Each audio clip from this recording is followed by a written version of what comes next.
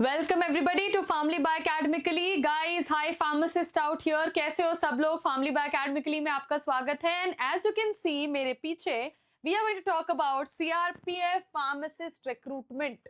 हाँ guys, central reserve police forces में pharmacist के लिए वैकेंसीज निकलती हैं एंड बहुत ही अच्छी पोस्ट पे। तो आज की वीडियो में हम बात करेंगे about the eligibility for CRPF pharmacist vacancies, the salary, the selection process and syllabus preparation. ये वीडियो बेसिकली जागरूकता फैलाने के लिए है, अवेयरनेस फैलाने के लिए कि सिर्फ डीएसएसबी, आरआरबी और ये सारी चीजों में नहीं, हमें सीडीएसईओ की भी बात की थी, अभी यूपीएससी में भी निकलते हैं पोस्ट। इनफैक्ट आपके सीआरपीएफ में भी फार्मासिस्ट की रिक्रूटमेंट होती है। तो ये वीडियो है आपको डिटेल जानकारी देने के लिए कि इसमें इसके लिए आप कैसे प्रिपेयर कर सकते हो और इसमें आपको कैसे सफलता मिल सकती है।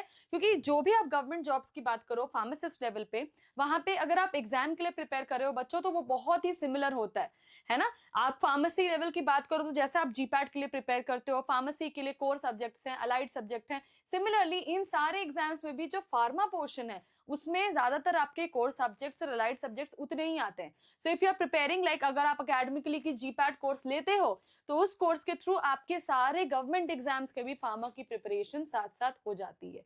और नॉन फार्मा की जहां तक बात है तो उसमें लॉजिकल रीजनिंग, इंग्लिश आती है आपकी, है ना, जनरल स्टडीज आते हैं, तो स्टैटिक जीके, करंट जीके तो कॉमन होता ही है। अगर आप वो पढ़ते रहते हो हमेशा साइड बाय साइड, तो आपकी अपने आप नॉन फार्मा चीज प्रिपेयर होती रहती है। और फार्मा के लिए यू हैव, अगर आप यूट्यूब पे भी देखोगे, फैमिली बाय अकेडमिकली में हमने एक माइंड ट्रिगर सेशन चलाया था जहाँ पे फ्री में फार्मा के सारे सब्जेक्ट्स आपको पढ़ाए गए थे। So you can read that also, आप वहां से भी पढ़ सकते हो। तो अगर आप अच्छे से प्रिपेयर करोगे बच्चों, तो एक गवर्नमेंट एग्जाम के लिए नहीं, सारे एग्जाम्स की एक ही साथ प्रिपरेशन हो जाती है। द ओनली डिफरेंस बिटवीन ये जैसे सीआरपीएफ फार्मासिस्ट है, वैसे स्टेट लेवल पे भी है ना फार्मासिस्ट की वैकेंसी निकलती होगी। तो बस एक ही डिफरेंस है, जैसा मैं हमेशा कहती हूँ कि स्टेट लेवल पे स्टेट की कुछ क्वेश्चंस पूछते हैं, यूनियन लेवल पे या सेंट्रल लेवल पे वो ओवरऑल जनरल क्वेश्चन पूछते हैं।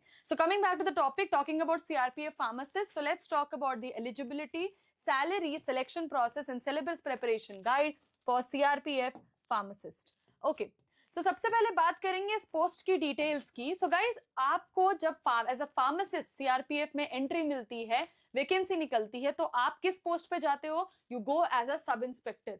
आपको असिस्टेंट सब इंस्पेक्टर की पोस्ट के लिए फार्मासिस्ट को अप्लाई करने के लिए कहा जाता है और आप सीआरपीएफ ज्वाइन करोगे as a pharmacist on the post of assistant sub inspector. तो जितने भी पर्क्स हैं, जितनी भी सुविधाएं, सुख सुविधाएं जो आपको मिलती हैं as an assistant sub inspector, वो आपको मिलेगी as a pharmacist in CRPF, है ना। और आपका डिपार्टमेंट होगा सेंट्रल रिजर्व पुलिस फोर्स। आप ग्रुप सी में नॉन गेजेटेड ऑफिसर की तरह आप यहाँ पे ज्वाइन करोगे if you clear this exam, and your pay scale will be up to 92,300। This is the basic pay. ये बेसिक पे दिख रही है आपको 92,000 तक, 92,300 पे लेवल 5 तक की आपको बेसिक पे मिलती है। इस पे एचआरए होगा, हेल्थ इंश्योरेंस होगा, government allowances, DA, dearness allowances, ये सारी चीजें इसके ऊपर एडिशनल बेनिफिट होती हैं।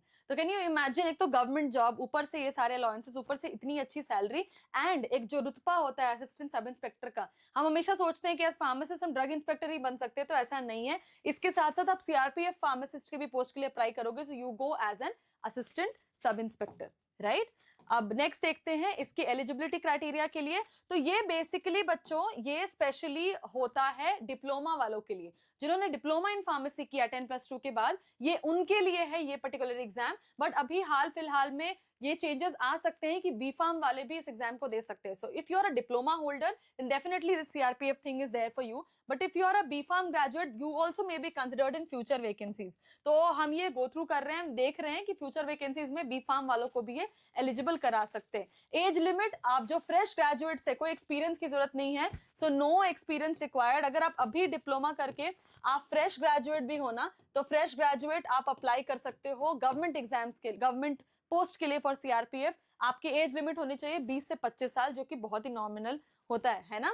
And you have to be a registered pharmacist with valid licence. आपकी जो डिप्लोमा वाली डिग्री है वो पीसीआई से या आपके स्टेट काउंसिल से रजिस्टर्ड होनी चाहिए। So you have to be registered pharmacist. और आपका लाइसेंस जो है उसमें वैलिडिटी लिखी होती है बच्चों, अगर रिन्यूअल कराना तो कराओ, वैसे तो आप अगर फ्रेश ग्रेजुएट हो तो आपका नया लाइसेंस ही बनेगा। तो यू कैन डेफिनेटली अप्लाई, है ना। आपको आगे पढ़ने की जरूरत नहीं है, आपको गवर्नमेंट जॉब मिलेंगे with a very very good salary. Okay, next बात करते हैं सिलेक्शन प्रोसेस की। तो अब देखो इसके सिलेक्शन प्रोसेस में ना ये सारी क्राइटेरिया आती है। सबसे पहले होगा आपका फिजिकल स्टैंडर्ड टेस्ट, है ना, कि आपकी बॉडी फिजिक कैसी है, हाइट वेट, इसकी हम अभी डिटेल में बात करेंगे। फिर आपकी फिजिकल एफिशिएंसी टेस्ट होगी जिसको हम बोलते हैं पीईटी।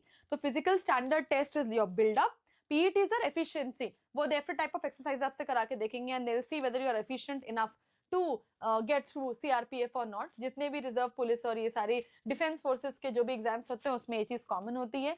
फिर होगा आपका रिटन एग्जाम जिसमें फार्मा नॉन फार्मा पोर्शन आएगा जिसको हम डिस्कस करेंगे।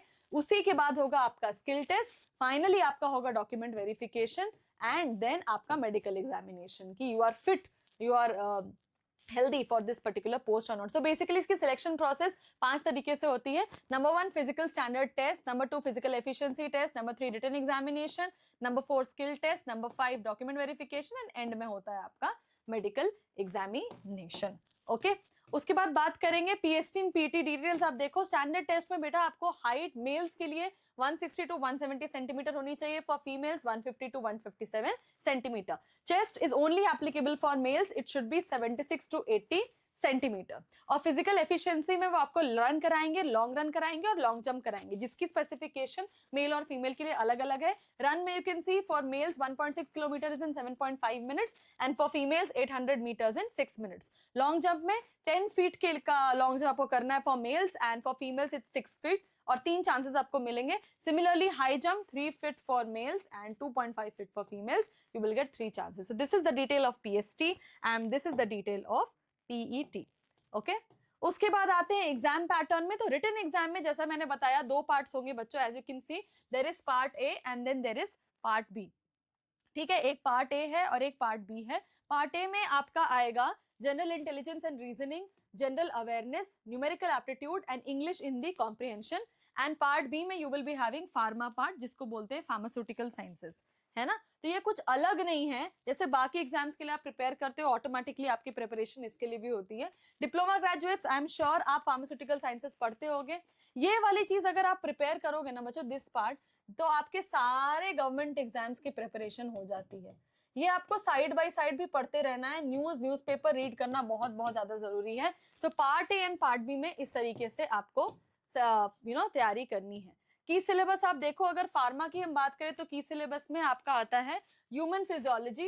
ह्यूमन फिजियोलॉजी आप देख सकते हो, it's very very important for this, है ना। तो ह्यूमन फिजियोलॉजी आता है, फिर फार्मास्यूटिक्स, फार्मास्यूटिकल एनालिसिस, ज्यूरिस्प्रूडेंस, ये सब जीपैट के कोर्स के लिए अगर आप पढ़ोगे अकेडमिकली की तरफ से भी तो ये सब चीजें इन्वॉल्व होती हैं। Organic, inorganic and medicinal chemistry ये कोर में आ गया। बायोकेमिस्ट्री, पैथोलॉजी, एनवायरमेंटल साइंस ये अलाइड में आ गया। Computer applications in pharmacy allied में आ गया। And important acts and drug schedule, ये तो वेरी वेरी इंपॉर्टेंट है, ये हर एग्जाम में पूछता है, आरआरबी में, DSSB में, है ना। सो फार्मा पोर्शन के लिए आपका ये सारी चीजें आपकी फार्मा पोर्शन के लिए इंपॉर्टेंट है। अब हम बात करते हैं प्रिपरेशन टिप्स की। तो प्रिपरेशन टिप्स में सबसे पहले करंट अफेयर्स और जीके की प्रैक्टिस आप हमेशा जारी रखो। आप किसी भी गवर्नमेंट एग्जाम के लिए प्रिपेयर कर रहे हो, करंट अफेयर्स और जीके आपके अच्छे होने चाहिए, चाहे स्टैटिक हो या आपके जनरल करंट वाले हो। ठीक है, current affairs plus static, GK बहुत ही बहुत इंपॉर्टेंट है प्रिपरेशन के लिए। फिर न्यूमेरिकल्स, नंबर्स, है ना, मैथ्स वाला। उसके बाद एप्टीट्यूड भी, अगर आपको सोचना है कि अगर आपको गवर्नमेंट एग्जाम निकालना है तो ये सारी चीज नॉन फार्मा पोर्शन की बहुत ही बहुत इंपॉर्टेंट है। न्यूज़पेपर हमेशा रीड करते रहे बच्चों, आगे देश में क्या चल रहा है, आपके स्टेट में क्या चल रहा है। अच्छा, स्टेट ज्योग्राफी पे भी बहुत सारे क्वेश्चंस आते हैं इसमें, state geography and English and Hindi comprehension, जैसा कि उन्होंने बताया था इंग्लिश एंड हिंदी कॉम्प्रिहेंशन पे भी बहुत सारे क्वेश्चन आते हैं। तो इंग्लिश की प्रैक्टिस, है ना, बहुत ही इंपॉर्टेंट है। इंग्लिश की प्रैक्टिस करो एंड हिंदी कॉम्प्रिहेंशन की प्रैक्टिस करो, है ना। इस पे आपके बहुत सारे एमसीक्यूज वाले बुक्स आते हैं, तो वो सारे बुक्स खरीद के जब फार्मा पढ़ने का मन ना करे तो ये सब करो। फार्मा की अगर हम बात करें तो यस, फार्मा में बच्चों कोर सब्जेक्ट्स तो आपको पढ़ना ही पढ़ना है। कोग्नोसी है, स्यूटिक्स है, केमिस्ट्री है एंड कॉलोजी, ऑल वेरी वेरी इंपॉर्टेंट। तो फार्मा में core subjects are very important.